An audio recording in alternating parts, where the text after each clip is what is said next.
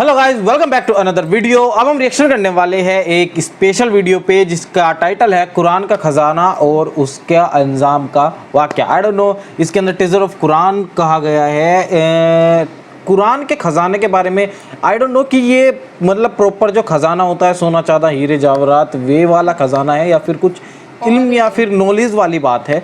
मतलब कुरान का ख़जाना तो सिंपल सी बात है, मुझे ऐसा लग रहा है या तो नॉलेजेबल होगा या फिर मतलब नॉलेज का ख़जाना मतलब इल्म जो हम सीखते हैं कुरान के बारे में वो चीज़ हो सकती है या फिर रियल में ख़जाना हो सकता है।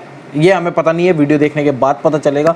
फिलहाल हम वीडियो को भी स्टार्ट कर लेंगे और आप लोगों का इतना प्यार मिलने के बाद शुक्रिया, क्योंकि मैं बताना चाहता हूँ हमारे 70 के बहुत जल्दी होने वाले हैं। उसके लिए आपका बहुत बहुत शुक्रिया। ऑलरेडी तो हमारे वीडियो को और भी शेयर कीजिए और ताकि और भी लोग जुड़े हमारे साथ। और वीडियो को कंप्लीट देख लेना और लाइक कर देना अगर पसंद आ जाए तो चैनल को सब्सक्राइब के बिना मत जाना।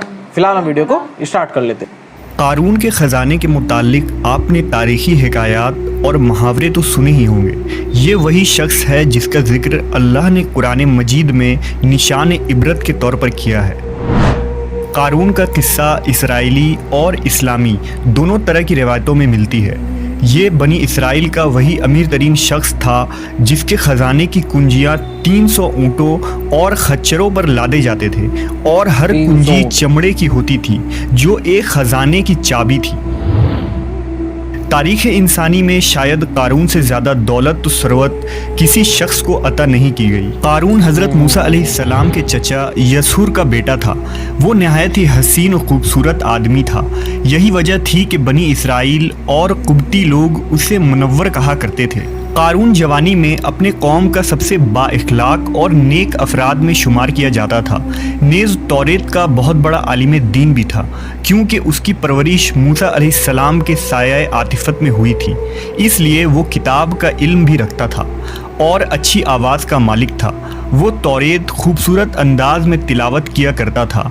यही वजह थी कि लोग उसका बहुत ही अदब व एहतराम किया करते थे। कारून इब्तिदा में हज़रत मूसा अलैहिस्सलाम पर ईमान ले आया और जब बनी इसराइल को किब्तियों की ग़ुलामी से निजात मिली तो वो उनके साथ मिस्र को छोड़कर सरज़मीन मऊद की तरफ हिजरत कर गया। वहाँ उसके हालात एकदम से बदल गए और उसके हाथ में बेशुमार दौलत आई। देखते ही देखते वो अपनी कौम का अमीर तरीन शख्स बन गया, जिसका जिक्र अल्लाह ने कुरान मजीद में कुछ यूँ किया है। बेशक कारून मूसा की कौम से था, फिर उसने कौम पर ज़्यादती की और हमने उसको इतने ख़जाने दिए जिनकी कुंजियाँ उठाना एक ताकतवर जमात पर भारी थी।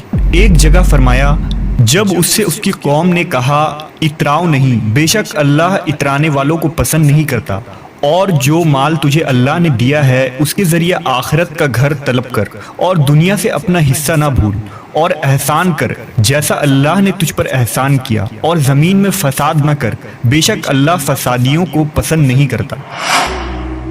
जब ज़कात का हुक्म नाजिल हुआ और हज़रत मूसा अलैहिस्सलाम ने उससे अहद लिया तो उसने ये वादा किया था कि अपने माल का 1000वां हिस्सा ज़कात निकालेगा। जब उसने अपने माल का हिसाब लगाया तो एक बहुत बड़ी रकम ज़कात की निकली, लिहाजा उसके दिल में हिर्स और लालच पैदा हो गई और वो ज़कात का मुनकिर हो गया। उसने एक गंदी चाल चली। उसने बनी इसराइल में से एक ग्रोह को जो उसकी हिमायती थे जमा किया और कहा, ऐ बनी इसराइल, मूसा ने हमें बहुत सारे उमूर का हुक्म दिया जिस पर तुम लोगों ने उसकी पैरवी की।